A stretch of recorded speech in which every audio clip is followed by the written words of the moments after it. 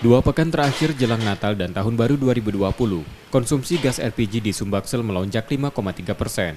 Rata-rata peningkatan terjadi untuk kebutuhan UMKM dan konsumsi rumah tangga. Menghadapi permintaan yang meningkat itu, Pertamina melakukan pengamanan dan pemantauan distribusi LPG dengan menambah jumlah pasokan sesuai kebutuhan.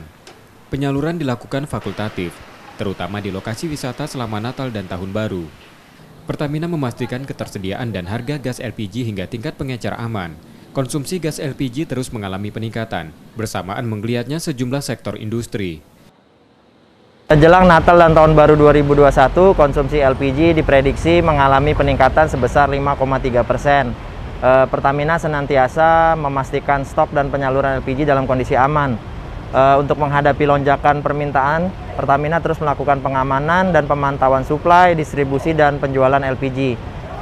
Jika masih diperlukan, LPG akan terus ditambah sesuai kebutuhan. Sementara untuk produk subsidi dan penugasan tentunya akan disesuaikan dengan kuota yang ditetapkan oleh pemerintah. Peningkatan konsumsi juga terjadi pada BBM jenis premium, Pertalite, dan lainnya sebesar 3,2%. Reski Oktora, Muklas Diferensial, Kompas TV, Palembang.